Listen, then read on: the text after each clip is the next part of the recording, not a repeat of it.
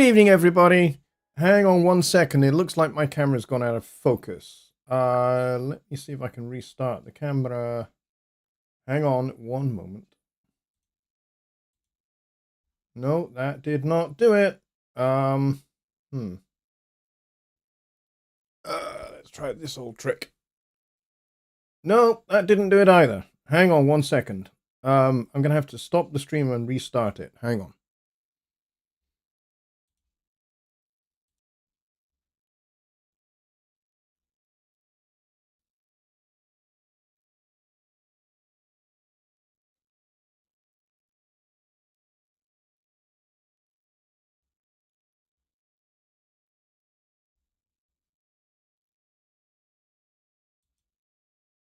Right, that appears to have fixed it. I don't know why the camera went out of focus. It was weird. That does not happen very often at all. So, anyway, I think we should start again. I apologize. Welcome everybody to another episode of Songwriting Simplified with me, Jonny Lipsham, here at jonnylipshamstudios.co.uk.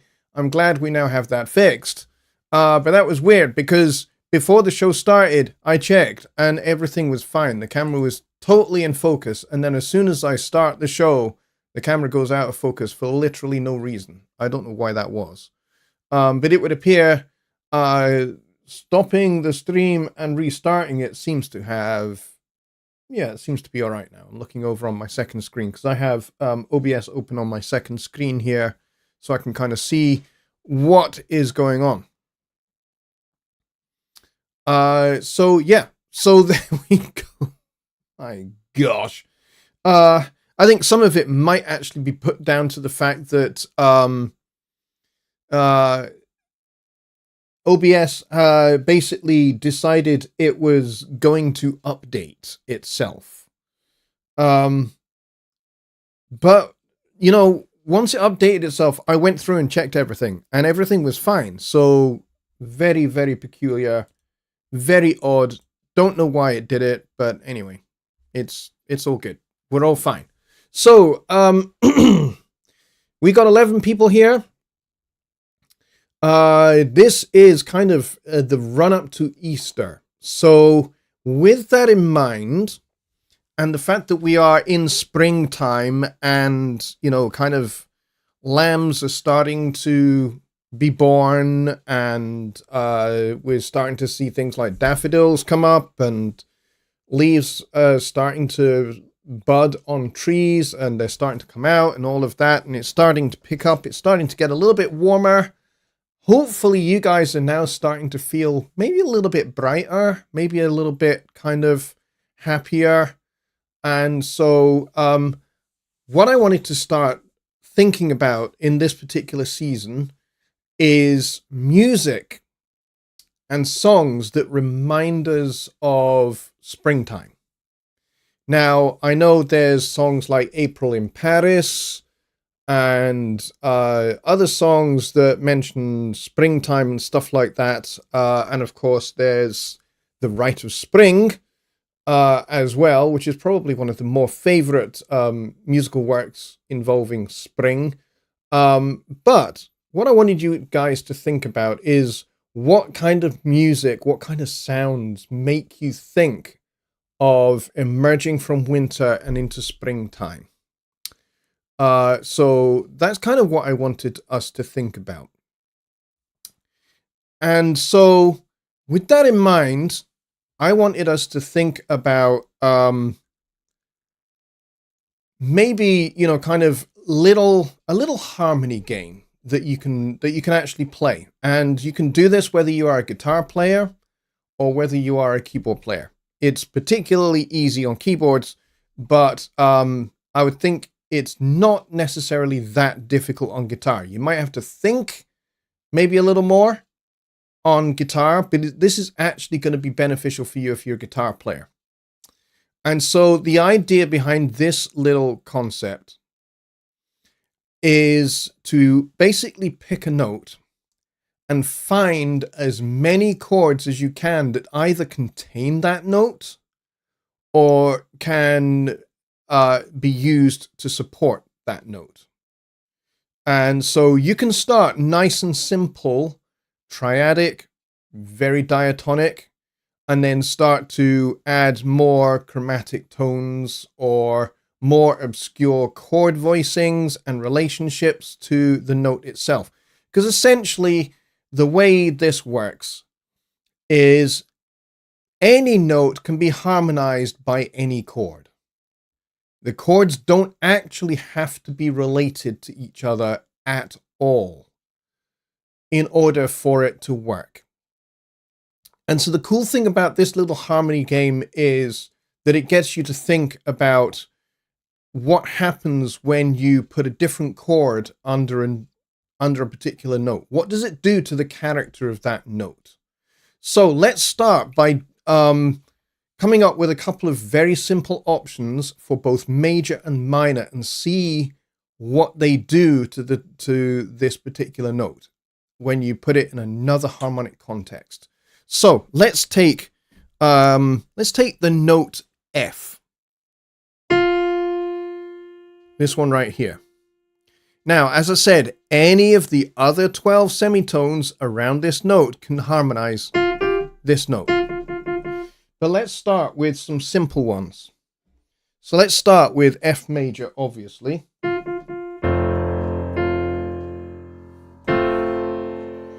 And we can also have B flat major. That's chord 4 in the key of F. We can also have C suspended. All of those work. And all of those are kind of nice and bright and strident.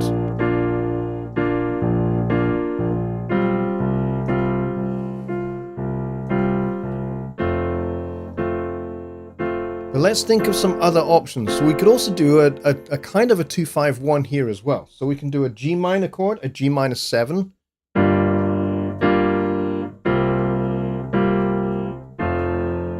With the C7, with the suspension. So G minor 7, C7 with the sus4, which is basically still the same note.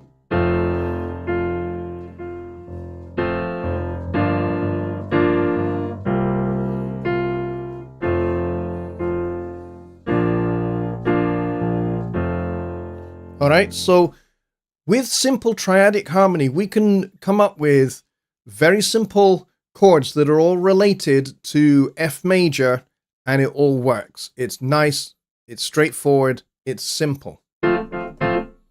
Okay, but what if we think a little bit outside of the box here? But before we get to thinking outside of the box, let's try F minor. All right, so which I happen to think is probably one of the darker of the minor keys.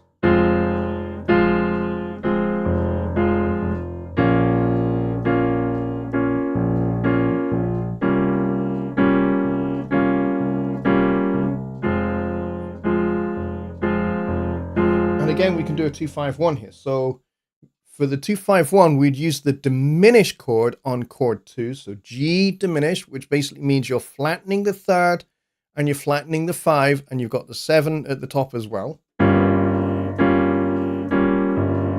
And then basically you can keep that chord going and change the bass note to C. And what happens here is now we have C7 suspended with the flattened 9, which resolves really, really nicely to the F minor. So makes playing 2-5-1s in F minor really, really easy. Right? And this sounds really, really dark. And we're keeping that nice melody note right at the top there. So let's think a little bit out of the box and start to think of other chords that would harmonize this note. And let's see what they do to the character of this note. So I'm going to stick kind of with this F minor idea, but I'm going to add in some extra chords. So let's stick with this F minor here. And I'm going to go up a half step. So we're going to flatten the 2. And we're going to play a G flat major 7 chord. The major 7 is now the melody note, the F.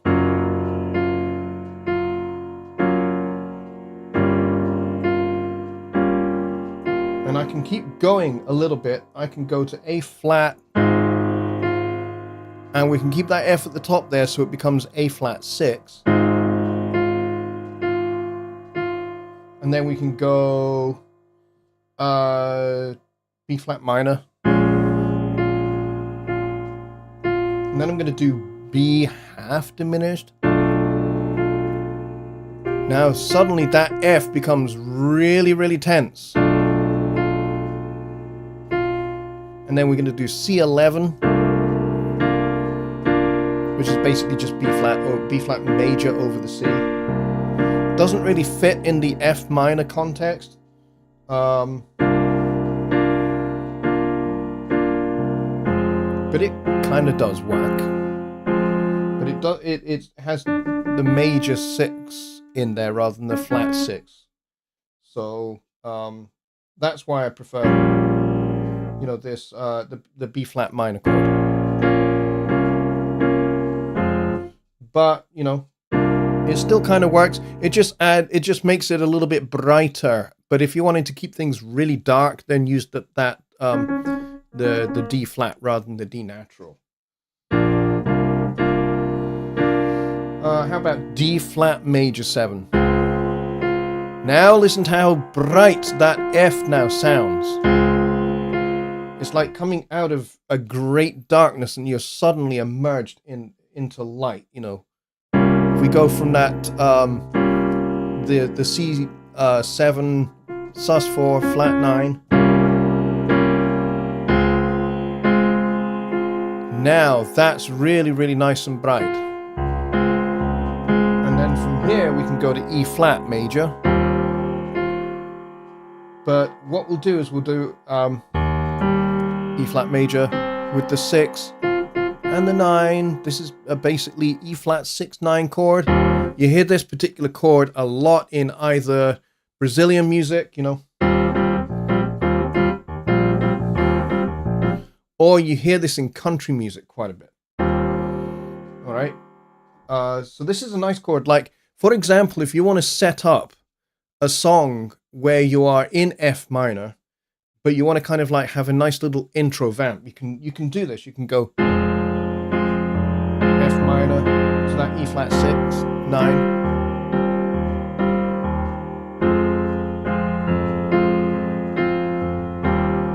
And then if you want, you can go down to the D flat major 7.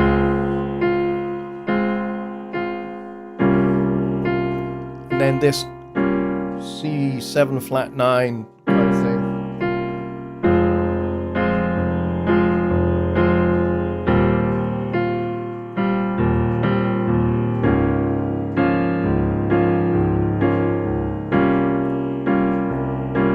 Kind of very dark.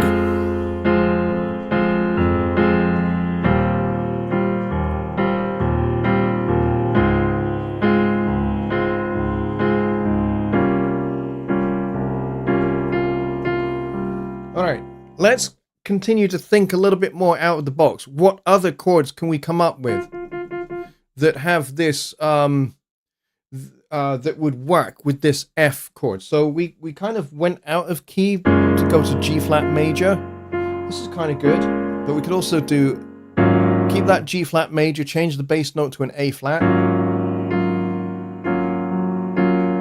And then we can do this one here. Now we're getting a little bit more jazzy. Kind of, we've got an A7, sharp 5. The F now becomes a sharp 5 in this context. And a sharp 9 as well. Because we can go to D minor from here.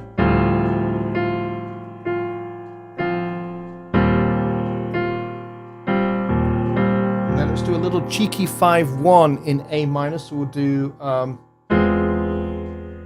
E7, sharp 5, flat 9.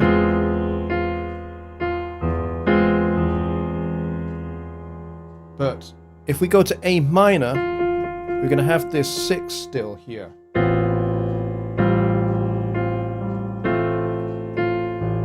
So now this becomes a little bit more like F major over A.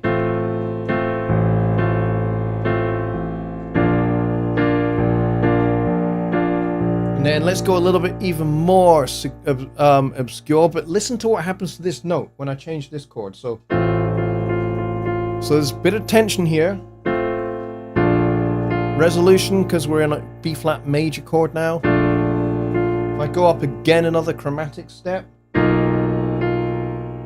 now we've got a lot of spice going on, because now we've got major 7, major 3rd, but we got this flat 5 here as well.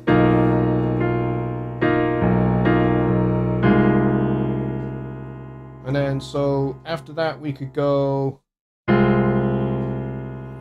this kind of sounds a little bit ugly.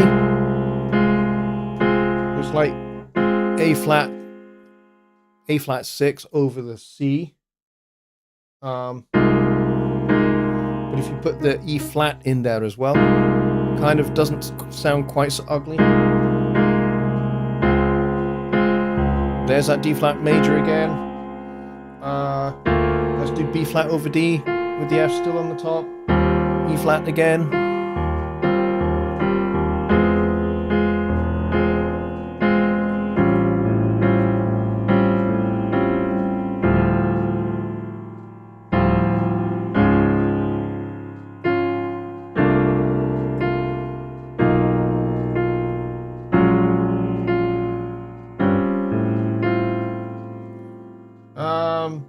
Then how about we go a bit dark again? A flat minor 6. And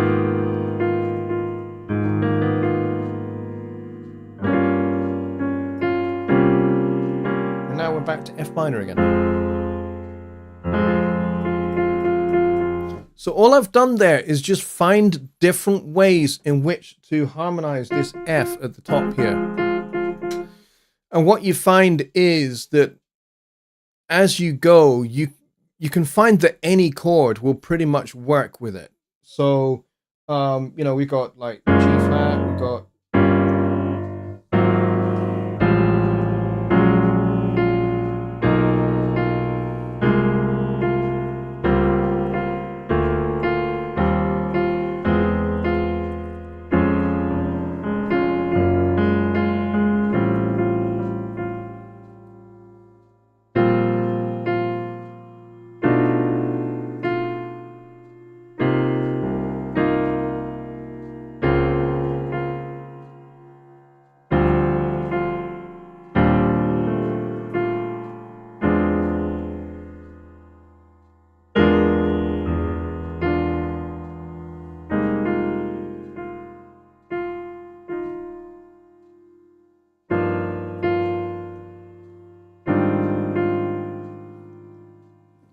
and so it goes on. So eventually what you find is the F can, after a while, just sound a little bit boring.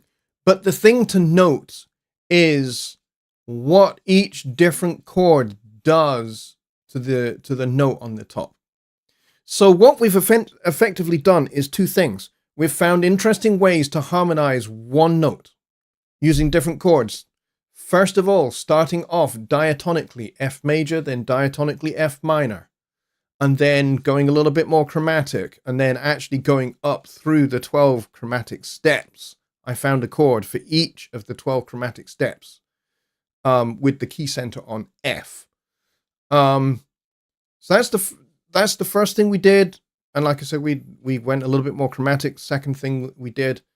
The other thing that we did was, without knowing, we created what is known as an inverse pedal point.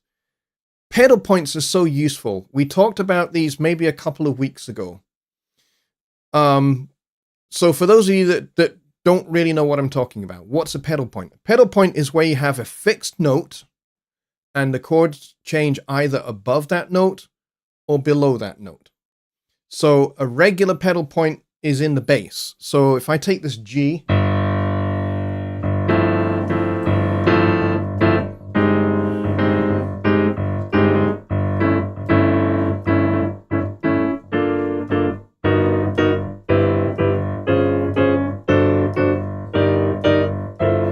So the chords are changing over the top, but the bass note is staying the same. And what that does is that provides you with a whole bunch of extra tension. Especially if, like, your target is to resolve that on C major or C minor. So, for example, like a little bit like this.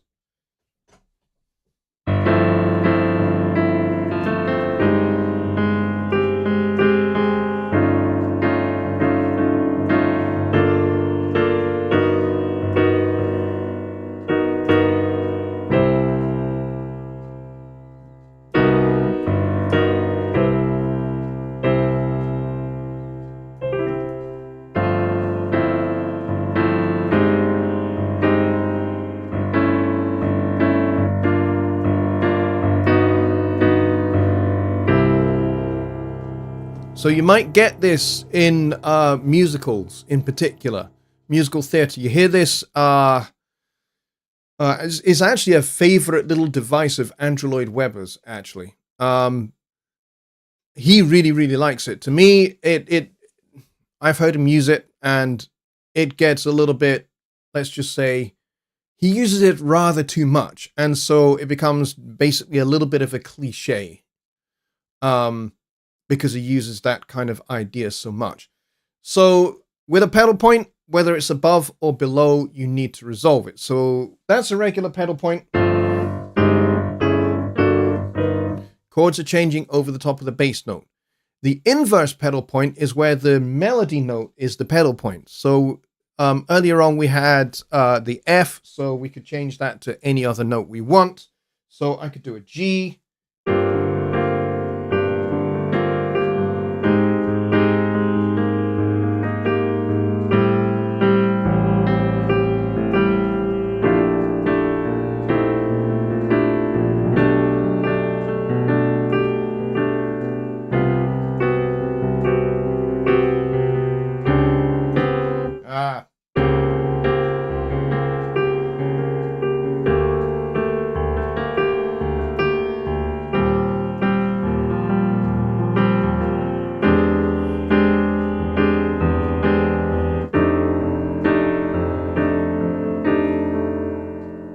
This will sound ugly.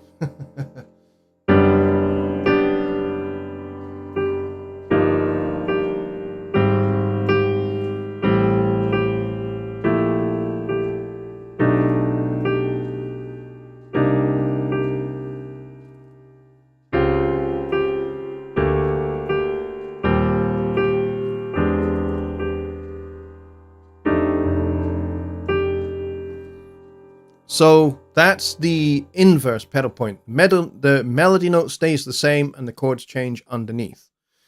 So fine examples of that. If you are not aware of it, there's a TV show called Endeavour, which is basically the prequel to the detective series Morse, made here in the UK. And both the theme for Morse and the theme for Endeavour feature basically Morse code as its melody. Very, very inventive, very, very creative. And what they did was they used a piccolo and a flute and a clarinet. And all three of these instruments are playing one note, but they're spelling out the word endeavor, which, by the way, for those of you that don't know, is Inspector Morse's first name, which he doesn't like because he thinks it's a bit weird that he's called Endeavor, but it is what it is. And so the original Morse TV theme spelled out Endeavor in Morse code, and a lot of people didn't really realize that. They just thought, it's just kind of an interesting rhythm. It's basically a melody that the rhythm of it basically goes completely across the bar line, but it's a single note, and the chord changes take place underneath this single note. And then I think the note changes halfway through, because, you know, it can just get a little bit boring if you're using the same note over and over again. basically you become a little bit the human ear becomes a bit fixated on that one note, and your ear gets fatigued by it, and so they do change the note eventually, but you have that as kind of like its main theme, and then you have another melody that's played by I think it's oboes, 2 oboes, and another clarinet. The clarinet is playing in its shallow mode register, its low register, and they are playing a counter melody to this Morse code thing. And then you have strings and a harp providing the harmonic background to the theme tune. The point is, there's a fine example of an inverse pedal point, and they're doing it using Morse code. So basically, the composer for the TV theme was a very smart guy. I think it's a guy. No, it wasn't. I think it was Anne Dudley that wrote it. I think. I could be wrong about that. But anyway, whomever it was that wrote that theme tune was very smart, because they thought the character's name is Morse code. Why don't we use the Morse code for Endeavour as a little bit of, kind of like an Easter egg, so to speak, whereby if you're smart and you know a little bit about Morse code, you work out what it is, and it's actually spelling out Morse's first name that he never uses. So it's kind of buried. And then the prequel show is actually called Endeavour. Which I was a bit, I have to admit to being a bit disappointed when they named that show Endeavour, because it's like the whole point was the mystery of what is Morse's first name. So, so that was that little story, but that's a really very, very, very fine use of the inverse pedal point. And of course, there's another song, a Brazilian song, which is called the One Note Samba, which almost is a one note samba. It's not quite, but it does play basically one note as the bulk of the melody. And you could argue that it is technically an inverse pedal point because the chord changes take place underneath. But yeah, I'm not sure it entirely is, but it could. It most certainly could. YYZ by Rush also uses Morse code in its opening riff. Yes, it does. And if I'm not mistaken, that what they used was the call sign for Toronto Airport. Being the fact that the late, great Neil Peart it was Canadian. Kind of made sense.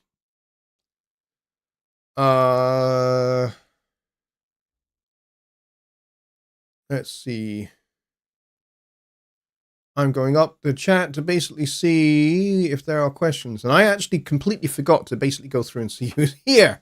So I apologize. I probably should have done right at the start. But Billy Morgan was first in the door, as usual. Boris Dancy is here. Dwayne is here. Kyle is here. Brett Marler is here. Keith from Radio Top Trumpet is also here. Just Bob is here, which is awesome. And Don Oliver is here as well, which is fantastic as well. Arami is here. Ben Adam is here. Good to see you, my friend. Welcome back.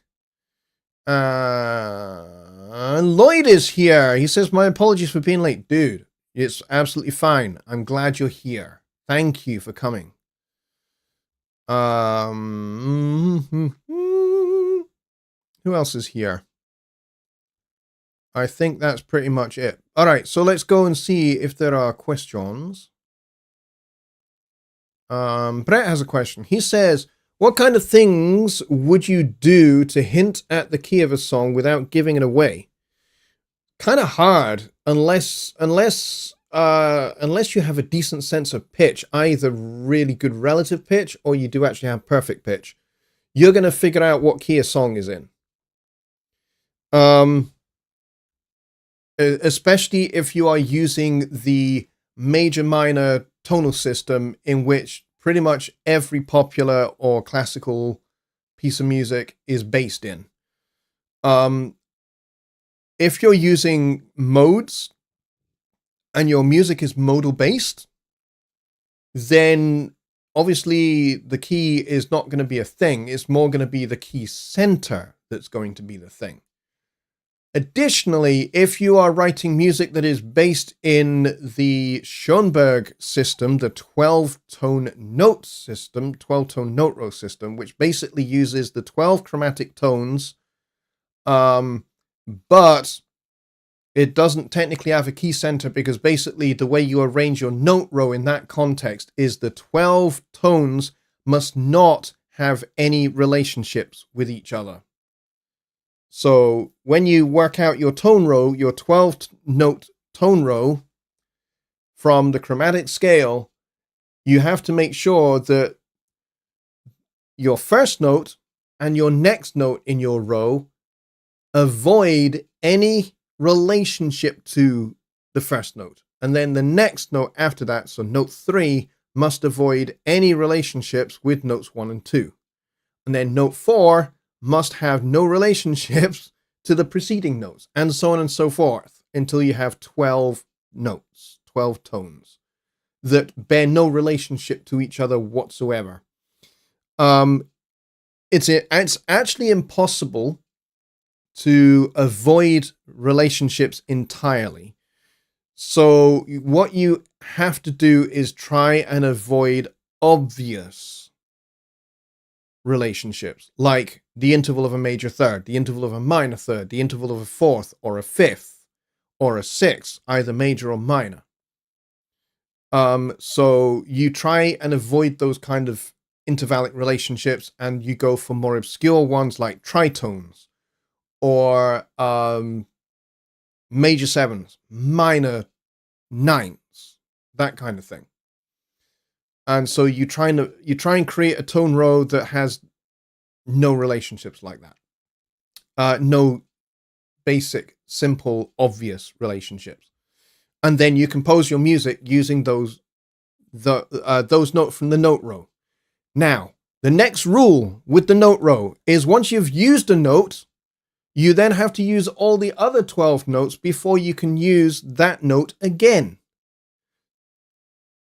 So this is why Schoenberg's music, when you first are exposed to it, it just sounds like random notes that's completely atonal. Here's the thing. It is atonal, but it is still based in the major minor tonal system, because it still uses the same 12 steps of the chromatic scale. So in that sense, it's still kind of logical. So the trick, therefore, is, when you're listening to Schoenberg's music, is to try and make sense of the relationships between the notes. Otherwise, you will get lost very quickly, and it won't make any sense to you, and it will just sound like random notes. It took me quite a while to get my head round Schoenberg. But once I got my head around Schoenberg, and once I started to understand it, I could actually listen to his music and actually enjoy listening to his music. Berg and Webern, kind of the same kind of idea. And then, you get into Shostakovich and Tchaikovsky. They're a little bit more major minor, fairly obvious relationships, tonal relationships, but they do expand the harmonic palette to include all sorts of very dissonant chords. So to fundamentally answer your question, what things would I do to hint at the key of a song without actually giving it away? Well, if you want to avoid the idea of your song being minor, but you also don't want it to sound major, this is where modes can be really handy. So let's say you are wanting to hint at the fact that your song has a key center rather than a key signature, a key center based around G. So you can make use of any of the modal scales that start and end on G. Right? And then once you've kind of established this idea without actually implying or directly stating the interval of a major third or the interval of a minor third. So basically avoid the major third and the minor third. And use chords that don't have either a major or a minor interval in them. For example, this is probably one of my favorites. So if we're kind of like to vaguely base ourselves in G, like I talked about, let's use some stacks of fourths, right? So that way I'm avoiding this. I'm doing this. So it is like a sus2 chord.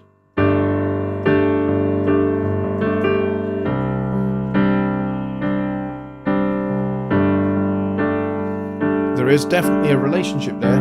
That's chord 1, that's chord 4.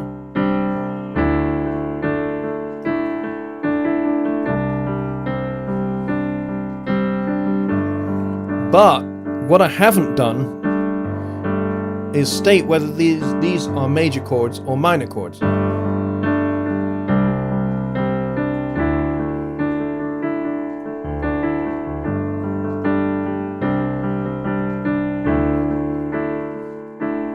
Right? So it's definitely kind of in G, but is it G major or is it G minor? It's neither. It's in the key center of G. You're avoiding the major third, you're avoiding the minor third, so it's a little bit more obscure. And if you really want to kind of throw them off the scent, instead of going to chord 4, go to chord flat 3, which would be based on B flat in this case.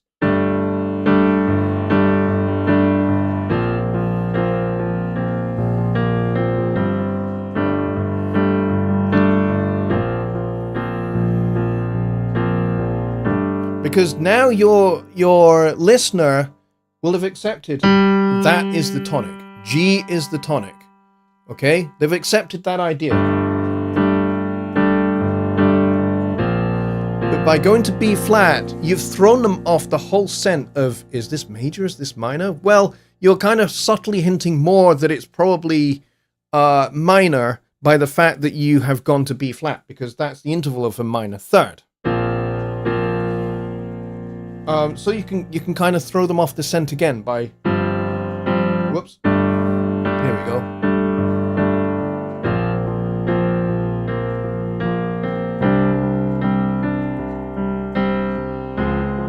Go to the flat 5.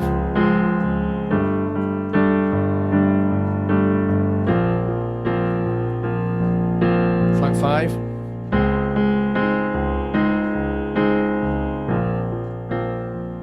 And then back. So this is home.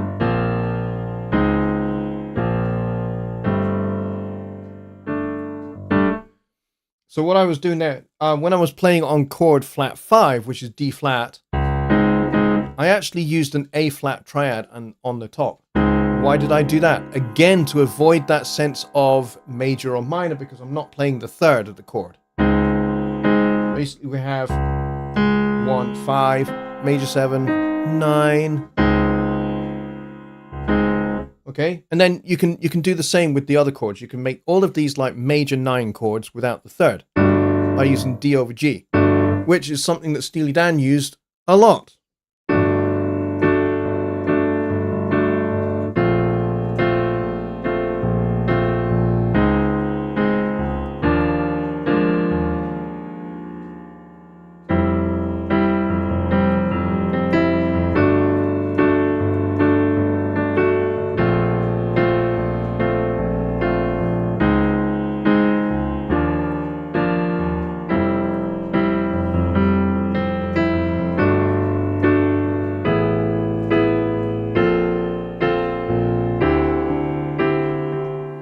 And then maybe when you get to the very end of your song, you finish on a nice G major chord. And then everybody goes, oh, it was G major all along.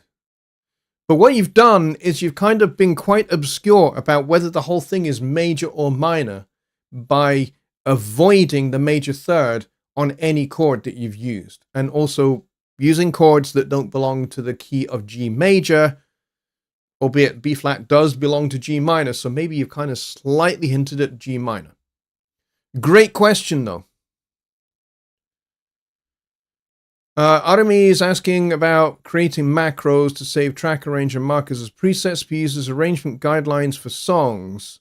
You don't have to answer immediately. And Ben Adams has a good answer there. He says you can start a new song, set your markers, and before you drop any events in the arranger or even create any events by recording anything, save the song as a template, use that as your template. And actually, I'd go a step a little bit further. Instead of using the marker track, why not use the arranger track and have arranger blocks set up? So you know that on average, your verse is going to be, I don't know, 16 bars long? All right, so have an arranger block that's 16 bars long, and then have a chorus, and then have a bridge. You know, whatever sections you know you're going to use in your song, have those blocks there. And then what you can do is that anything that you record that is then under those blocks, you can just shift and drag, or alt and drag, I think it is.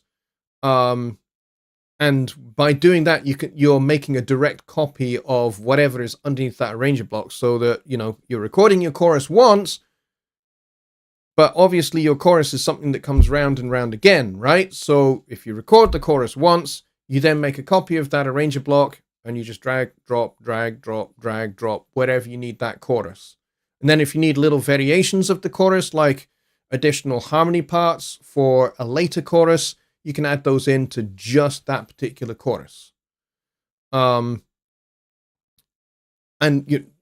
you save those positions. And you save the whole thing as a template. And then whenever you need to duplicate a chorus, it's as simple as just either selecting the chorus, hit the D key, move it to wherever you want it for your next chorus, and so on and so forth. That's how I would do it. I'm going to ignore remarks about kilts. Anyway, Army says, I want presets, not templates. Arrangement presets that I can use when I make a loop, not templates to start.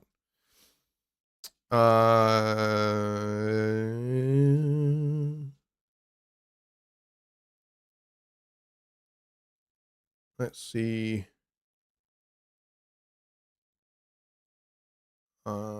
Yeah, I don't know whether there is specifically presets for arranger blocks or marker flag positions. Because when you create a new song, Studio One doesn't know what you're going to do. So you kind of need to tell it what you're going to do.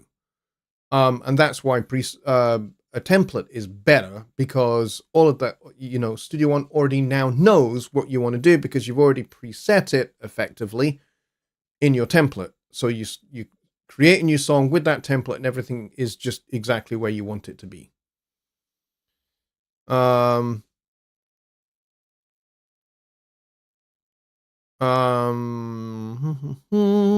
Lucas apparently says that it's possible to create a macro for arranger presets. I'm waiting for him to show how. Yeah, I don't know about that.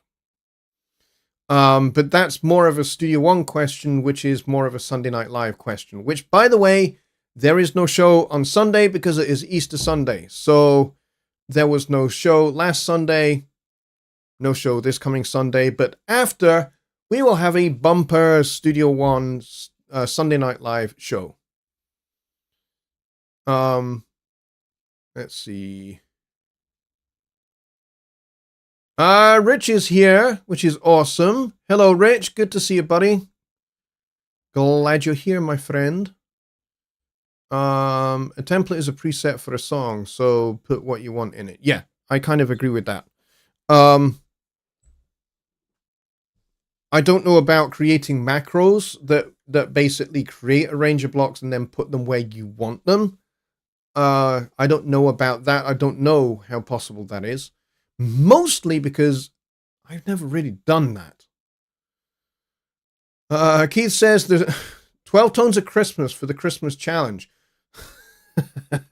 Okay, but if, and that's a big if we're going to do Schoenberg-like atonal Christmas songs, then you guys need to listen to Schoenberg between now and the beginning of December, or the beginning of November, so that you can get your head around how it works. Keith says, hit the like button, folks. Yes, please do. We have 17 likes, but we now only have 12 people here. But we peaked at 17. But we got 8 minutes left, so I will still take a couple more questions if you guys still have questions.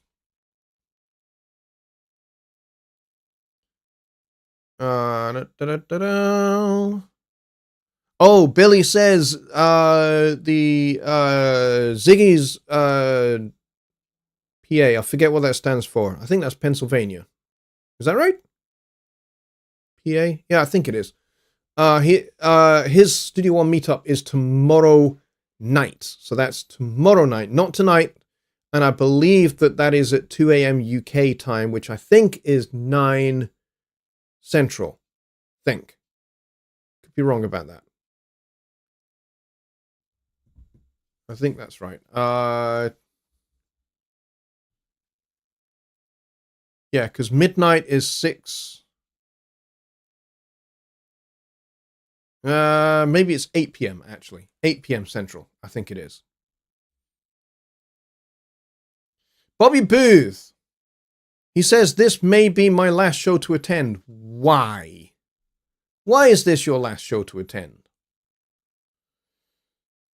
I know you're not really a songwriter, Billy. Bobby, sorry. I know you're not really a songwriter, and that's fine, but you know what?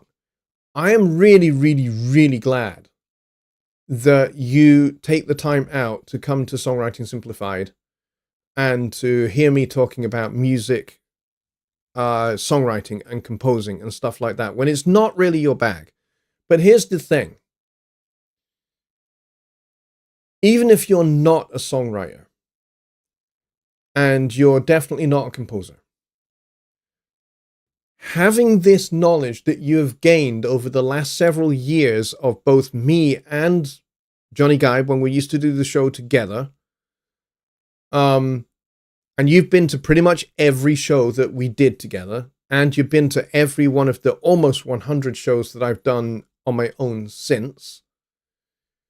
All of this knowledge is going to help you as a mix engineer, because when you know this kind of stuff and you know about harmony and you know about form, you know about arrangement, and you know about texture in music, and you know about these big, broad concepts, and you know about the difference between major and minor, you know about the difference between dissonance and consonance.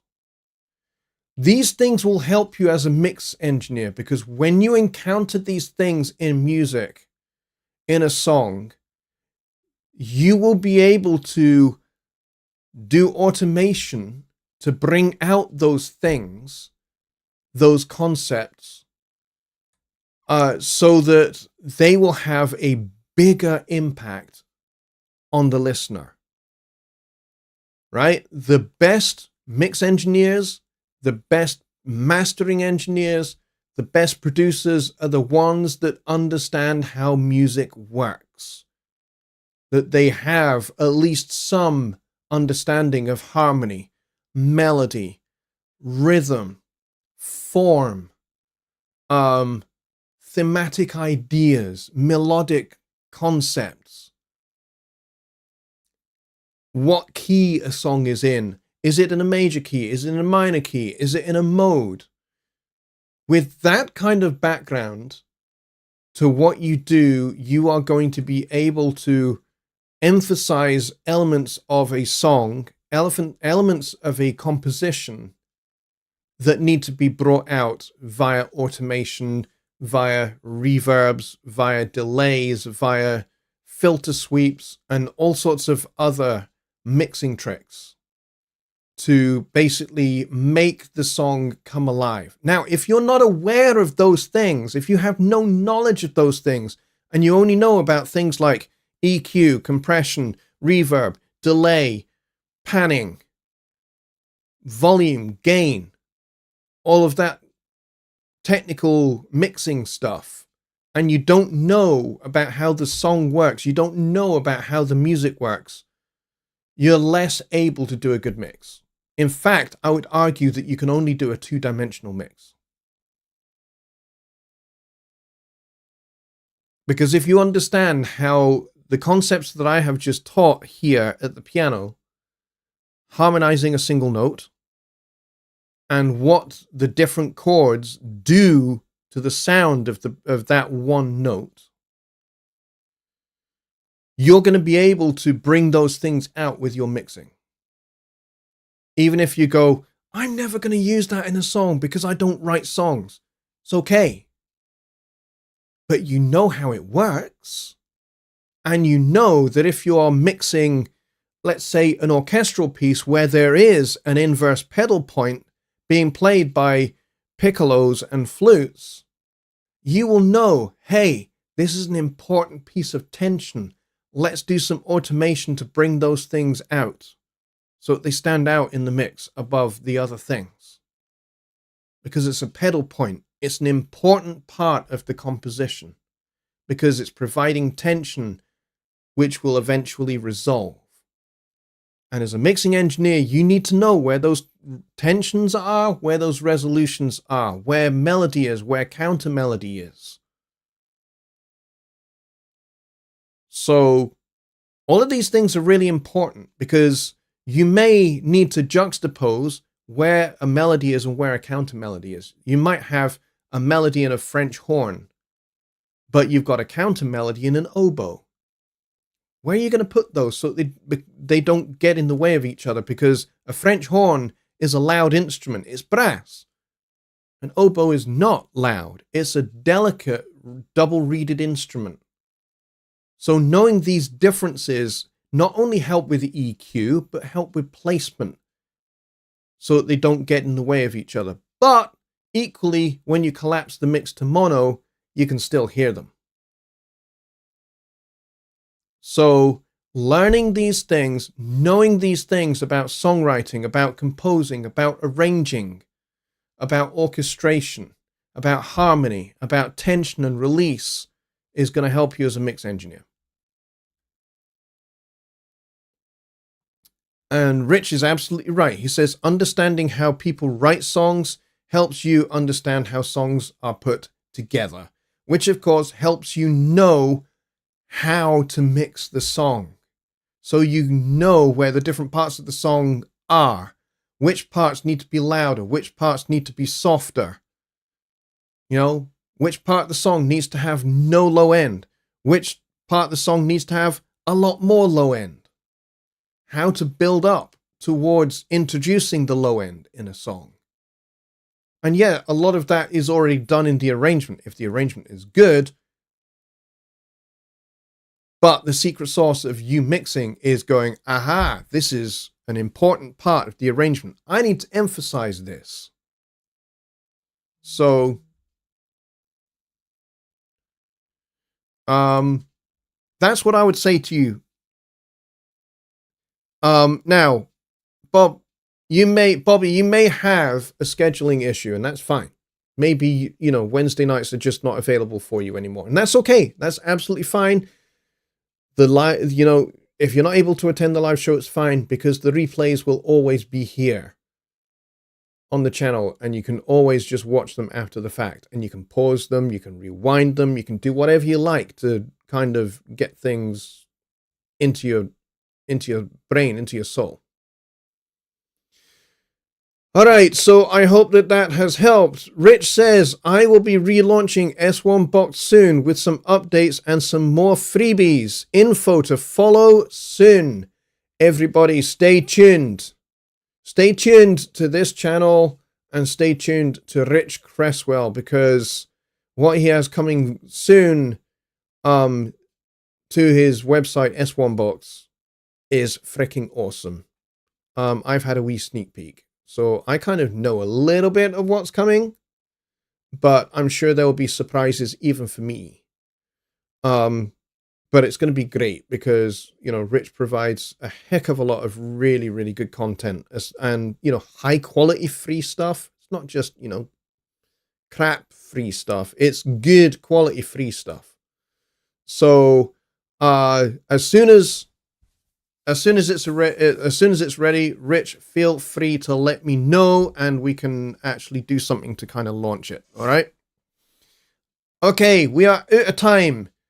So just by way of reminder, no show on Sunday because it is Easter Sunday and I'm actually away at my parents'. Don't often go away for Easter, but we are this year. We're going away for Easter. It's going to be great. So I will be there. I won't be here. So there will be no show on Sunday. But we'll be back on Wednesday for another episode of Songwriting Simplified. But what we will do, because there haven't been a couple of Sunday shows, is I will happily take some Studio One questions as well as songwriting questions, okay?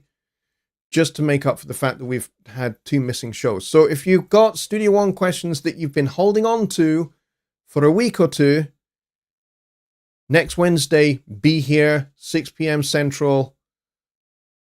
Tell your mates. Tell your mates, tell your mates, tennis partners, tell your mates, tennis partners, tortoises. Let's get as many people in here as possible. Please also note, folks, that we are rapidly approaching 6,000 subscribers. I noticed today that we passed 5,770, which is pretty cool. So we are almost at 5,800. I would like to get to 6,000 subscribers by the summertime. And if we get to 6,000 subscribers by the summertime, we will have a party. We will celebrate, for sure. And then the next big milestone after that is going to be 10,000. And that really will be a big celebration because, 10,000 is a big milestone to have reached. But yeah, for sure, 6,000 is where we're heading for. Please subscribe if you haven't subscribed yet.